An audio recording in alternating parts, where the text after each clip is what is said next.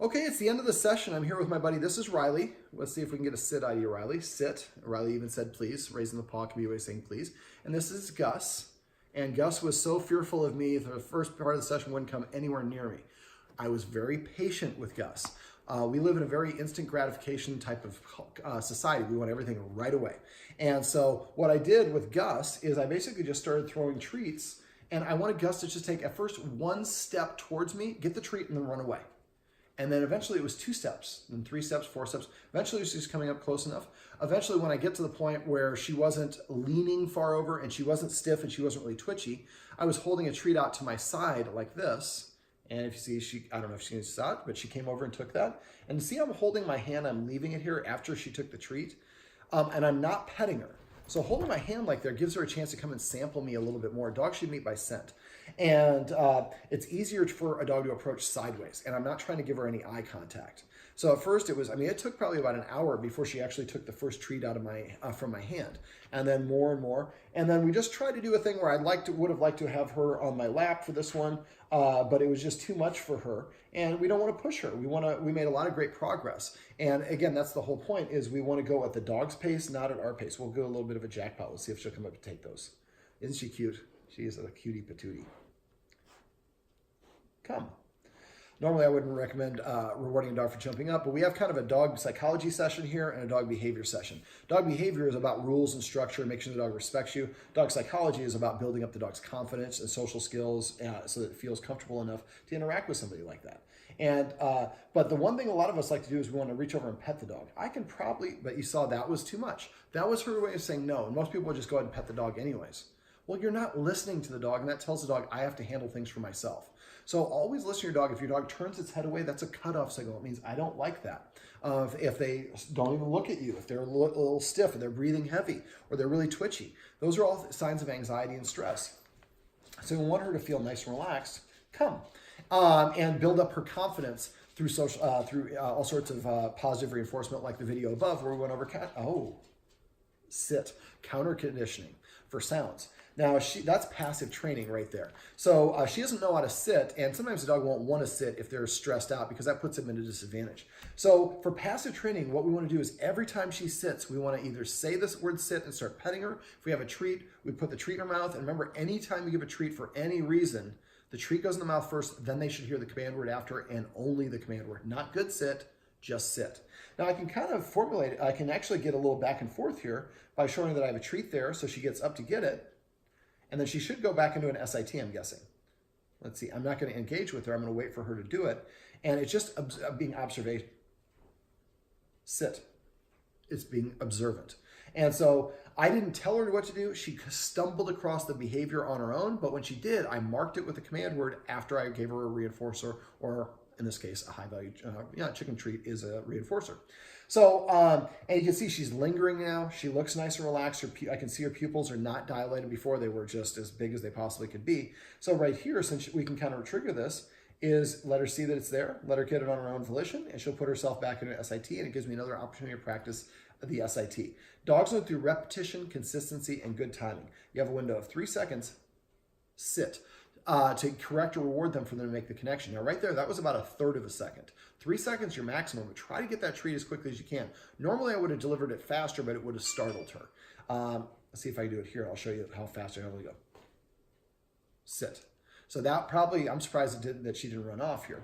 So we'll put that one up here. Now jealousy, we didn't talk about this in the session, but jealousy can be a strong motivator as well. So sometimes, yes, look at that tail go. What I do is I tell the dog to come. Tell the dogs to come. Whoever comes first, I would give them that dog the reinforcer. Now, right now, the much more confident dog, Rylee, who was here as a puppy, she was returned to the breeder for whatever reason, and so probably wasn't socialized and bounced around a couple of houses, and those things can affect her confidence. So sometimes once she's more confident, and it's something that she knows how to do, don't do it if Rylee's much better than her. But if they both have the same skill set, I might say come. And whoever comes first and sits gets the treat. Come. And then the second place dog doesn't get anything. If they give me the same effort and they both arrived at the same time, then I would give them both the same effort. But a lot of people are so worried about getting their dog to be fair to their dogs, they take away the motivation to actually listen. It's right there. You come up and get it, sweetheart. It's like, but put it in my mouth. No. I'm going to have to make her earn it. And the more that we make her earn things through petting with a purpose, once she does know how to sit, we can use petting with a purpose. So passive training is just waiting for the dog to voluntarily offer you the behavior that you want on its own. So if it comes to you, pet it and say come, it sits, pet it and say sit, lay down, and so on and so forth. Petting with a purpose is redirecting the dog. So these dogs both jump up on their guardian to ask for attention. The guardian was reaching over and you're petting them. Well, that tells the dog when you jump up, that's the way I interpret as a human of you saying pet me, or I'm rewarding that behavior. So it's going to make the dog repeat that behavior. It's right here. You got to come up and get it. She's like, well, I've had a lot of treats. I don't know if I'm fully, and I'm not going to over encourage her to do it. There we go. Oh, she's going to be lazy now. There we go. I have a treat ready to go. So when she gives me what I want, another SIT, I can reinforce and reward that. Now, Rylee here knows how to sit. So once she does, I'll reinforce, sit. This is passive training. He wants the attention, so I'm going to tell him to sit, tell her to sit, sit.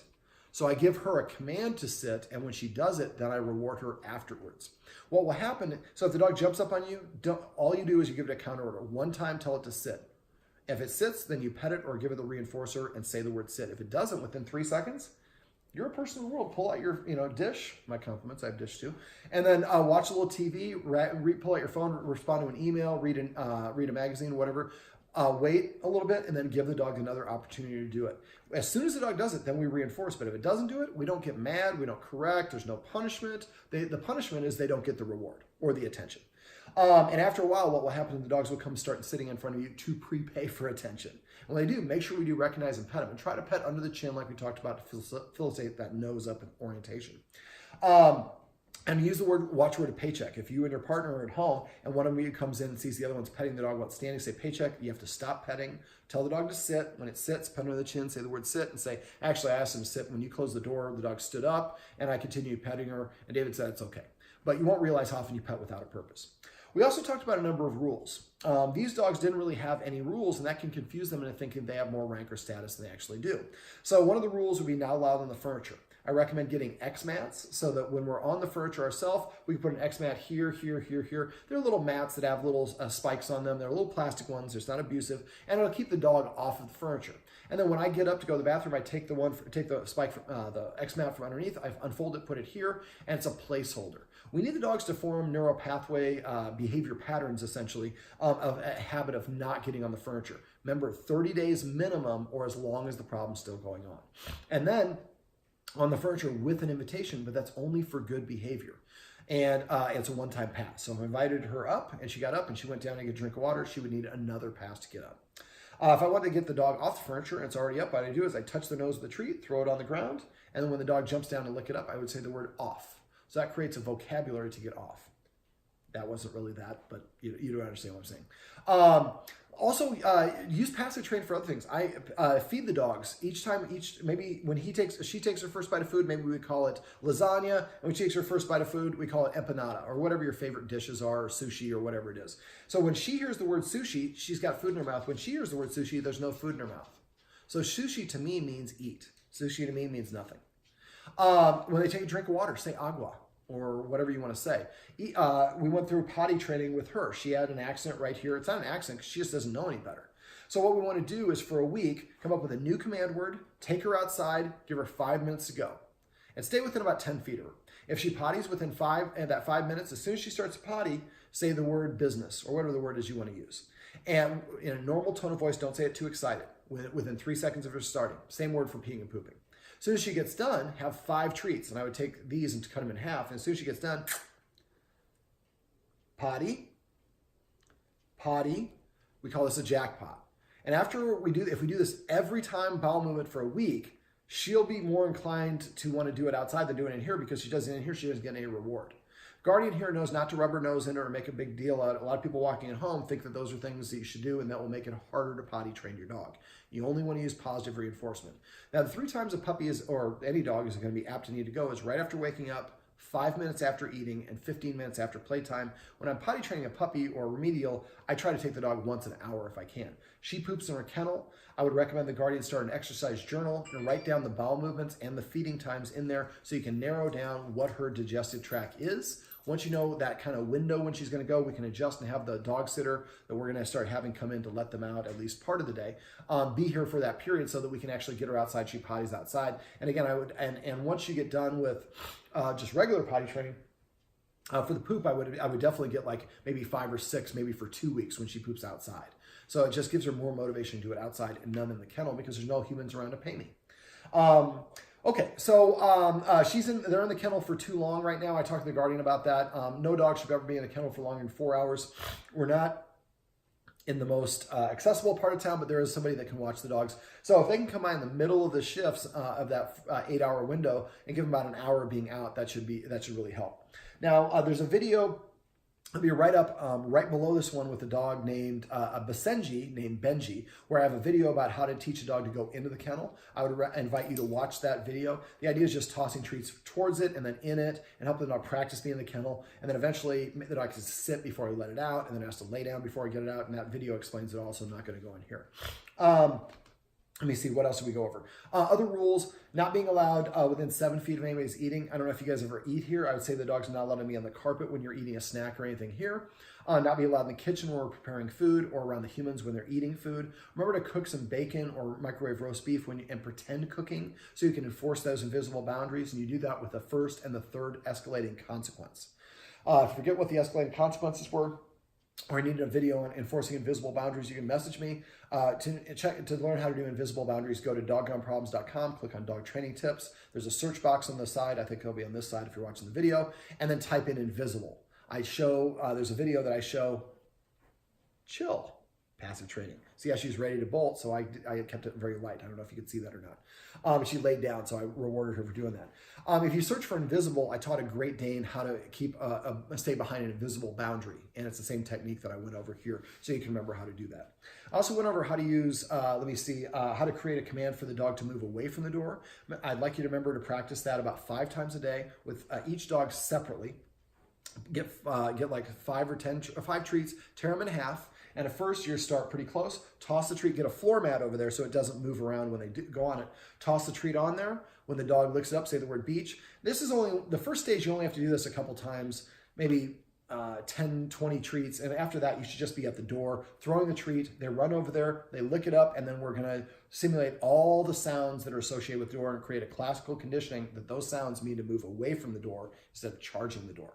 So remember, throw a treat and then slap the handle of the doorknob a couple times, or just once per treat, but do that a couple times until the dog hears that slap and runs over there. Do the same thing with the deadbolt, and then when you open the door, open it just a crack, and just that little that'll cause them to rush. So each individual step, open it so the alarm goes, and then open the door all the way, and then jiggle the handle. And if the dog starts charging the door, back up and practice that previous step over and over again. And again, you're doing this without anybody at the door. We're making the easiest version possible.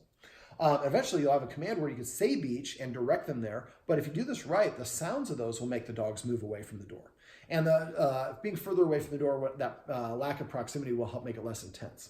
Now, we have kind of 2 windows on either side of the door, so you might want to get some wood cut or something like that so it kind of blocks that, so when they go to their windows, they can't see. Put it pretty close if you can so that they can't see around it or don't see any shadows.